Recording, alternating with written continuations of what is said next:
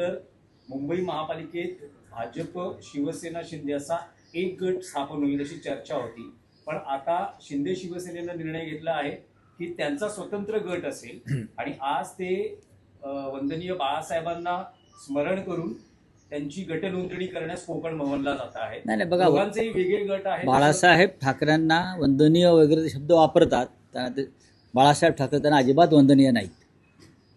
त्यांना वंदनीय फार तर मोदी अमित शाह आहेत. त्यांना वंदनीय कोण आहेत? मोदी आणि अमित शाह त्यांना वंदनीय आहेत. बाळासाहेब ठाकरे त्यांना वंदनीय असते तर बाळासाहेब ठाकरेंच्या विचाराने ते पुढे गेले असते. छत्रपती शिवाजी महाराजांचा अपमान कोश्यारीने केला, निषेधाचा शब्द नाही. मुंबई तोडण्याची कारस्थानं सुरू आहेत, निषेधाचा शब्द नाही. यांना कसे बाळासाहेब ठाकरे वंदनीय? कशालाही नाटकं करताय, ढोंग करताय तुम्ही? हां, मोदी वंदनीय आहेत, अमित शाह वंदनीय आहेत, जय शाह त्यांना वंदनीय आहेत, बरं का? असे अनेक लोक त्यांना वंदनीय असतील. पण हिंदुहृदय सम्राट माननीय बाळासाहेब ठाकरे आम्हाला वंदनीय आहेत असं बोलणं म्हणजे बाळासाहेबांचा आणि संपूर्ण मराठी जनांचा अपमान करण्यासारखं आहे.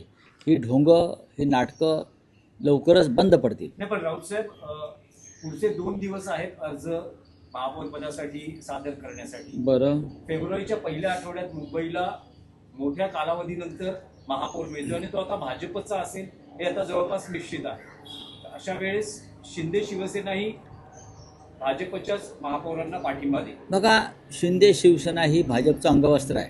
किती रुसून रुसणार? हा तर एखादी साडी चोळी पदरात पाडून घेईल, बाकी काय नाही ना घेणार. एखादी आवडीची साडी चोळी पदरात पाडून घेईल ही रुसकी बाई. याच्या पलीकडे काय करणार मला सांगा ना तुम्ही? यांच्या हातात आहे काय? त्यांना दिल्लीतून डोळे वटारले असते अमित शहाने, त्यांचा पक्ष आहे तो. शिवसेना असती आमच्यासारखी तर आम्ही केलं असतं ना. आम्ही लात मारली. आमच्यामध्ये लात मारण्याची हिंमत आहे ना, स्वाभिमानासाठी. मराठी माणसं आहोत आम्ही. पण अजूनही महापौर ठरलेला नाहीये. ठरेल ना, महापौर भाजपचाच होईल. की महापौर हा भारतीय जनता पक्षाचाच होईल.